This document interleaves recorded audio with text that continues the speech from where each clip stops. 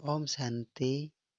आज 19 नवंबर 2023 अव्यक्त महावाक्य है बाबा के।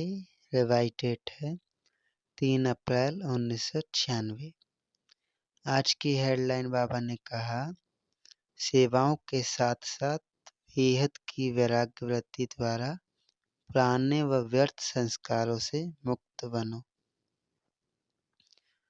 बाबा ने कहा, आज बेहद का बाप अपने बेहद के सदा सहयोगी साथियों को देख रहे हैं। चारों ओर के सदा सहयोगी बच्चे सदा बाप के दिल पर दिल तख्त नशीन। निराकार बाप को अपना अकाल तख्त भी नहीं है, लेकिन तुम बच्चों को कितने तख्त हैं। बाबा ने कहा, निराकार बाप को अपना अकाल तख्त भी नहीं है, लेकिन तुम बच्चों को कितने तख्त हैं। तो बाप दादा तख्त नशीन बच्चों को देख सदा हर्षित रहते हैं। वाह मेरे तख्त नशीन बच्चे वाह। बाबा ने कहा, बच्चे बाप को देख खुश होते हैं।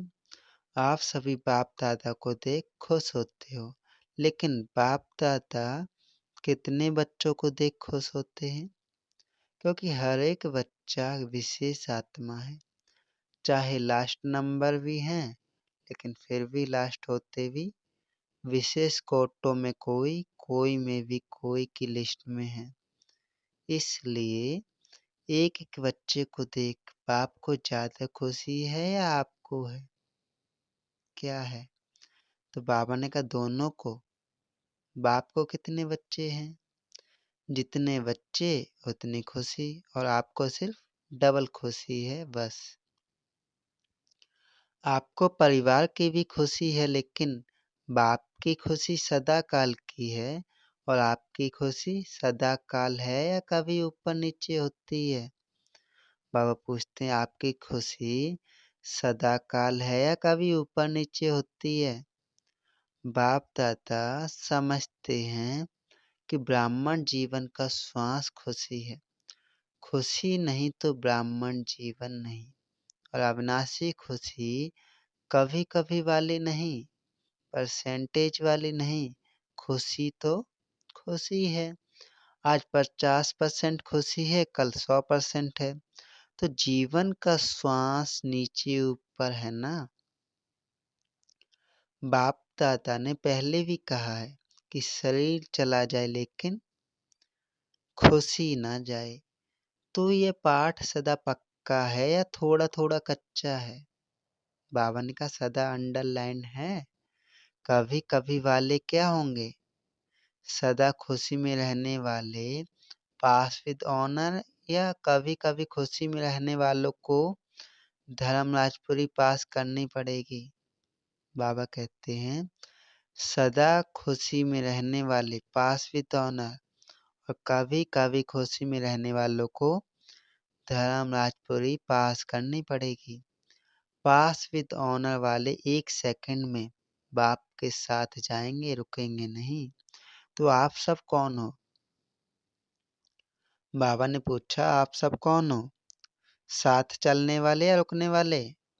साथ चलने वाले। ऐसा चार्ट है, क्योंकि विशेष डायमंड जुबली के वर्ष में बाप दादा की हर एक बच्चे के प्रति क्या शुभ आशा है, वह तो जानते हो ना। बाप दादा ने सभी बच्चों का चार्ट देखा। उसमें क्या देखा कि वर्तमान समय के प्रमाण एक बात का विशेष और अटेंशन चाहिए। जैसे सेवा में बहुत उमंग उत्साह से आगे बढ़ रही हो, और डायमंड जुबली में विशेष सेवा का उमंग उत्साह है, इसमें पास हो। बाबा ने कहा, हर एक यथाशक्ति सेवा कर रहे हैं और करते रहेंगे, लेकिन अब विशेष क्या चाहिए? बाबा ने क्या कहा, अब विशेष क्या चाहिए? समय समीप है, तो समय की समीपता के अनुसार अब कौन सी लहर होनी चाहिए? वैराग्य की। कौन सा वैराग्य? हद का या बेहद का? जितना सेवा का उमंग उत्साह है, उतना स्वयं समय की। बावन का जितना सेवा का उमंग उत्साह है, उतना समय की आवश्यकता प्रमाण स्व स्थिति में बेहद का वैराग्य कहाँ तक है? क्योंकि आपकी सेवा की सफलता है जल्दी से जल्दी पूजा तैयार कर हो जाए, इसलिए सेवा करते हो ना। तो जब तक आप निमित्त आत्मा में बेहद की वैराग्य वृत्ति नहीं है, तो अन्य आत्माओं में भी वैराग्य वृत्ति नहीं आ सकती। और जब तक वैराग्य वृत्ति नहीं होगी, तो जो चाहते हो कि बाप का परिचय सबको मिले, वह नहीं मिल सकता। बेहद का वैराग्य सदा काल का वैराग्य है। अगर समय प्रमाण सरकमस्टांस प्रमाण वैराग्य आता है, तो समय नंबर 1 हो गया और आप नंबर 2 हो गए। परिस्थिति समय ने वैराग्य दिलाया ना। परिस्थिति खत्म, समय पास हो गया तो वैराग्य पास हो गया, तो उसको क्या कहेंगे? बेहद का वैराग्य या हद का? बाबा ने कहा तो अभी बेहद का वैराग्य चाहिए। अगर वैराग्य खंडित हो जाता है तो उसका मुख्य कारण है देहभान। उसका मुख्य कारण है देहभान। जब तक देह का भान का वैराग्य नहीं है, तब तक कोई भी बात का वैराग्य सदाकाल नहीं होता है, अल्पकाल का होता है। संबंध से वैराग्य बड़ी बात नहीं है। वह तो दुनिया में भी कईयों को दिल से वैराग्य आ जाता है, लेकिन यहाँ देहभान के जो भिन्न भिन्न रूप हैं, उन भिन्न भिन्न रूपों को तो जानते हो ना, कितने देहभान के रूप हैं। उसका विस्तार तो जानते हो, लेकिन इस अनेक देहभान के रूपों को जानकर बेहद की वैराग्य में रहना। देहभान देही अभिमानी में बदल जाए। देहभान देही अभिमान में बदल जाए। जैसे देहभान एक नेचुरल हो गया, ऐसे देही अभिमान नेचुरल हो जाए, क्योंकि हर बात में पहला शब्द देही आता है। चाहे संबंध है तो भी देह का ही संबंध है, पदार्थ है तो देह के पदार्थ है। तो मूल आधार देहभान है। जब तक किसी भी रूप में देहभान है, तो वैराग्य वृत्ति नहीं हो सकती। और बाप दादा ने देखा कि वर्तमान समय जो देहभान का विघ्न है, उसका कारण है कि देह के जो पुराने संस्कार है, उससे वैराग्य नहीं है। पहले देह के पुराने संस्कारों से वैराग्य चाहिए। संस्कार स्थिति से नीचे ले आते हैं। संस्कार के कारण सेवा में संबंध संपर्क में विघ्न पड़ते हैं। तो रिजल्ट में देखा कि देह के पुराने संस्कार से जब तक वैराग्य नहीं आया है, तब तक बेहद का वैराग्य सदा नहीं रहता। बाबा ने कहा संस्कार भिन्न भिन्न रूप से अपनी तरफ आकर्षित कर लेते हैं। तो जहाँ किसी भी तरफ आकर्षण है, वहाँ वैराग्य नहीं हो सकता। तो चेक करो कि मैं अपने पुराने संस्कार व्यर्थ संस्कार से मुक्त हूँ। कितनी भी कोशिश करेंगे, करते भी हैं कि वैराग्य वृत्ति में रहे, लेकिन संस्कार कोई कोई के पास या मेजॉरिटी के पास किस न किस रूप में ऐसे प्रबल हैं जो अपनी तरफ खींचते हैं। तो बाबा ने कहा तो पहले पुराने संस्कार से वैराग्य। संस्कार ना चाहते भी मर्ज हो जाते हैं। क्यों? चाहते नहीं हो, लेकिन सूक्ष्म में संस्कारों को भस्म नहीं किया है। कहाँ न कहाँ अंश मात्र रहे हुए हैं, छिपे हुए हैं।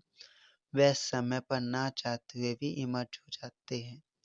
बाबा ने कहा फिर कहते हैं चाहते तो नहीं थे, लेकिन क्या करें, हो क्या हो जाता है। ये कौन बोलता है? देहभान या देही अभिमान? बाबा ने पूछा कौन बोलता है, देहभान या देही अभिमान? तो बाप दादा ने देखा कि संस्कारों से वैराग्य वृत्ति में कमजोरी है, खत्म किया है, लेकिन अंश भी नहीं हो। ऐसे खत्म नहीं किया, और जहाँ अंश है तो वंश तो होगा ही। आज अंश है, समय प्रमाण वंश का रूप ले लेता है, परवश कर देता। कहने में तो सभी क्या कहते हैं कि जैसे बाप नॉलेजफुल है, वैसे हम भी नॉलेजफुल हैं। लेकिन जब संस्कार का वार होता है, तो नॉलेजफुल है या नॉलेजफुल है? क्या है? नॉलेजफुल के बजाय नॉलेज पुल बन जाते हैं।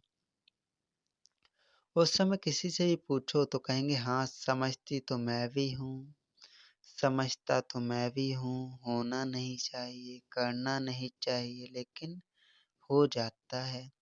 तो नॉलेजफुल हुए या नॉलेजफुल हुए?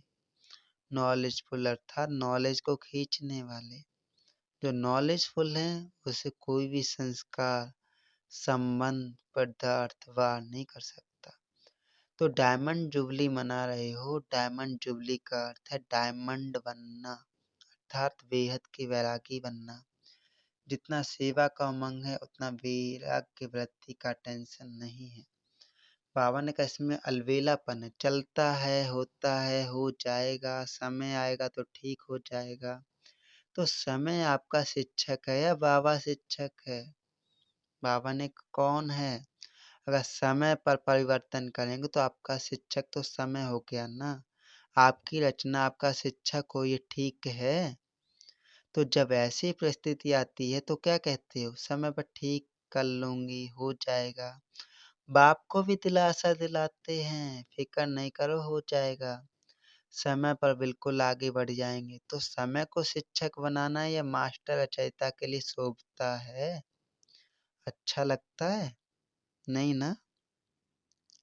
समय रचना है, आप मास्टर रचयिता हो, तो रचना मास्टर रचयिता का शिक्षक बने या मास्टर रचयिता की शोभा नहीं। तो अभी जो बाप दादा ने समय दिया है उसमें वैराग्य वृत्ति को इमर्ज करो, क्योंकि सेवा की खींचातान में वैराग्य वृत्ति खत्म हो जाती है। वैसे सेवा में खुशी भी मिलती है, शक्ति भी मिलती है, प्रत्यक्ष फल भी मिलता है, लेकिन बेहद का वैराग्य खत्म भी सेवा में ही होता है। इसलिए अब अपने अंदर इस वैराग्य वृत्ति को जगाओ।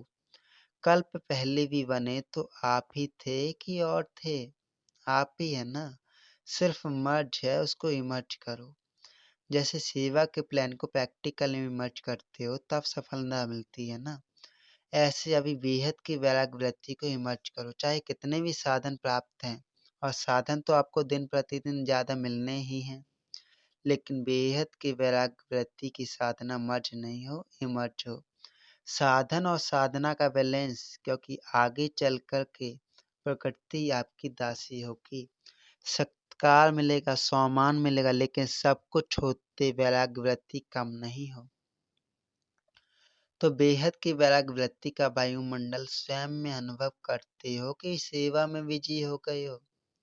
तो बाबा ने कहा जैसे दुनिया वालों को सेवा का प्रभाव दिखाई देता है ना, ऐसे बेहद की वैराग्य वृत्ति का प्रभाव दिखाई दे। आदि में आप सभी की स्थिति क्या थी? कराची में जब थे, बाहर की कोई सेवाएं नहीं थी, साधन थे, लेकिन बेहद की वैराग्य वृत्ति के वायुमंडल ने सेवा को बढ़ाया। तो जो भी डायमंड जुबली वाले हैं उनमें आदि संस्कार हैं, अब मर्ज हो गए हैं। अब क्या हो गए? मर्ज हो गए हैं। अब फिर से इस वृत्ति को इमर्ज करो। आदि रत्नों के बेहद की वैराग्य वृत्ति ने स्थापना की। अभी नई दुनिया की स्थापना के लिए फिर से वही वृत्ति, वही वायुमंडल इमर्ज करो। तो सुनना क्या जरूरत है?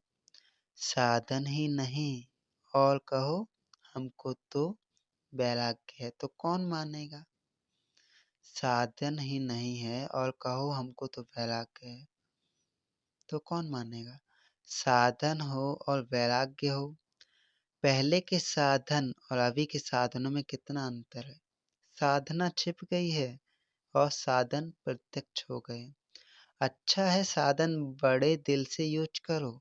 साधन अच्छा है क्योंकि साधन आपके लिए ही है, लेकिन साधना को मर्ज नहीं करो।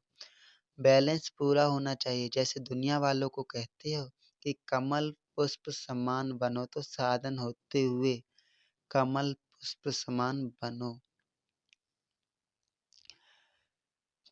बाबा ने कहा साधन बुरे नहीं हैं, साधन तो आपके कर्म का, योग का फल है, लेकिन वृत्ति की बात है। ऐसे तो नहीं कि साधन की प्रवृत्ति में साधनों की बस फंस तो नहीं जाते। कमल पुष्प समान न्यारे और बाप के प्यारे, यूज करते हुए उनके प्रभाव में नहीं आए न्यारे। साधन बेहद की वैराग्य वृत्ति को मर्ज नहीं करे। अभी विश्व अति में जा रही है, तो अभी आवश्यकता है सच्ची वैराग्य वृत्ति की, और वह वायुमंडल बनाने वाले आप हो। पहले स्वयं में फिर विश्व में। तो डायमंड जुबली वाले क्या करेंगे? लहर फैलाएंगे ना। बाबा पूछ रहे हैं, आप लोग तो अनुभवी हैं, शुरू का अनुभव है ना, सब कुछ था, देसी घी खाओ जितना खा सकते हैं। फिर भी बेहद की वैराग्य रहती। दुनिया वाले तो देसी घी खाते, लेकिन आप तो पीते थे। घी की नदियां देखी। तो डायमंड जुबली वालों को विशेष काम करना है। आपस में इकट्ठे हुए हो तो रू रिहान करना। जैसे सेवा की मीटिंग करते हो, वैसे इसकी मीटिंग करो। जो बाप दादा कहते हैं, चाहते हैं सेकंड में अशरीरी हो जाएं, उसका फाउंडेशन ये बेहद की वैराग्य वृत्ति है। नहीं तो कितनी भी कोशिश करेंगे, लेकिन सेकंड में नहीं हो सकेंगे, युद्ध में ही चले जाएंगे। और जहाँ वैराग्य है, तो ये वैराग्य है योग की धरनी। उसमें जो भी डालो उसका फल फौरन निकलता है। तो क्या करना है, सभी को फील हो कि बस हमको भी अभी बेहद वैराग्य वृत्ति में जाना है। अच्छा, समझा क्या करना है? सहज या मुश्किल है? बाबा कह रहे हैं सहज है या मुश्किल है? थोड़ा थोड़ा आकर्षण तो होगी या नहीं? साधन अपनी तरफ तो नहीं खींचेंगे? अभी अभ्यास चाहिए। जब चाहे, जहाँ चाहे, जैसे चाहिए, वहाँ स्थिति को सेकंड में सेट कर सके। सेवा में आना है तो सेवा में आए। सेवा से न्यारे हो जाना है तो सेवा से न्यारे हो जाएं। ऐसे नहीं सेवा हमको खींचे, सेवा के बिना रह नहीं सकें। जब चाहें, जैसे चाहें, विल पावर चाहिए। विल पावर है, स्टॉप तो स्टॉप हो जाए। ऐसे नहीं लगाओ स्टॉप हो जाए question mark. Full stop, stop भी नहीं, फुल स्टॉप। जो चाहें वे प्रैक्टिकल में कर सकें। चाहते हैं लेकिन होना मुश्किल है, तो इसको क्या कहेंगे? विल पावर है कि पावर है? संकल्प किया, व्यर्थ समाप्त, तो सेकंड में समाप्त हो जाए। बाप दादा ने सुनाया ना कि कई बच्चे कहते हैं हम योग में बैठते हैं, लेकिन योग के बजाय युद्ध में होते हैं। योगी नहीं होते, योद्धे होते हैं। और युद्ध करने के अगर संस्कार बहुत काल है तो क्या बनेंगे? सूर्यवंशी या चंद्रवंशी? सोचा और हुआ। सोचना और होना सेकंड का काम है। इसको कहते हैं विल पावर। विल पावर है कि प्लान बहुत अच्छे बनाते हैं, लेकिन प्लान बनते हैं 10 और प्रैक्टिकल में होते हैं 5। ऐसे तो नहीं होता है। सोचते बहुत अच्छा है, यह करेंगे, यह होगा, लेकिन प्रैक्टिकल में अंतर पड़ जाता है। तो अभी ऐसी विल पावर हो, संकल्प किया और कर्म में प्रैक्टिकल में हुआ पड़ा है, ऐसे अनुभव हो।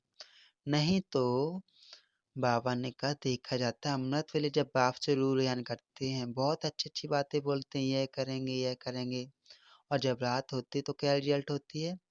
बाप को खुश बहुत करते हैं, बातें इतनी मीठी मीठी करते हैं, इतनी अच्छी अच्छी करते हैं। बाप भी खुश हो जाता है, वाह मेरे बच्चे। कहते हैं बाबा बस आपने जो कहा ना होना ही है, हुआ पड़ा है।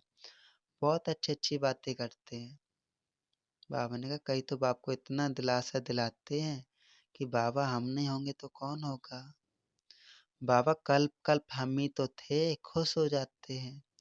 हॉल में पीछे बैठने वालों से बाबा कह रहे हैं, पीछे बैठने वाले अच्छी तरह से सुन रहे हो ना? आगे वालों से पहले पीछे वाले करेंगे। बैठे पीछे हो लेकिन सबसे समीप दिल पर हो। क्यों?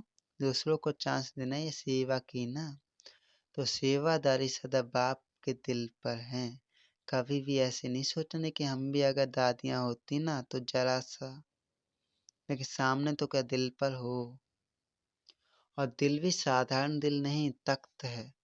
तो दिल तख्त नशीन है ना, कहाँ भी बैठे हो, चाहे इस कोने में चाहे उस कोने में बैठे हो, चाहे नीचे बैठे हो चाहे केबिन में बैठे हो, लेकिन बाप के दिल पर हो।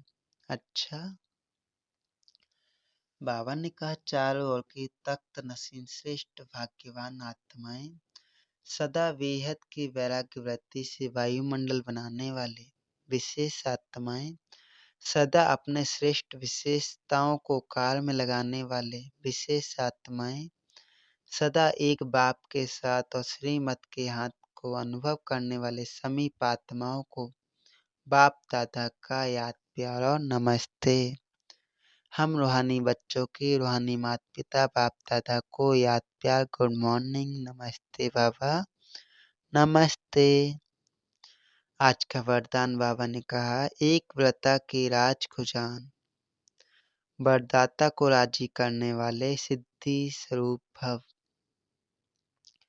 एक व्रता की राज को जान, वरदाता को राजी करने वाले सर्व सिद्धि स्वरूप भव। डिटेल में बाबा ने कहा, वरदाता बाप के पास अखुट वरदान है, जो जितना लेने चाहे खुला भंडार है। ऐसे खुले भंडार से कई बच्चे संपन्न बनते हैं, कोई अर्थात शक्ति संपन्न बनते हैं। सबसे ज्यादा झोली भरकर देने में भोलानाथ वरदाता रूप ही है। सिर्फ उसको राजी करने की विधि को जान लो तो सर्व सिद्धियां प्राप्त हो जाएंगी। वरदाता को एक शब्द सबसे प्रिय लगता, एक व्रता।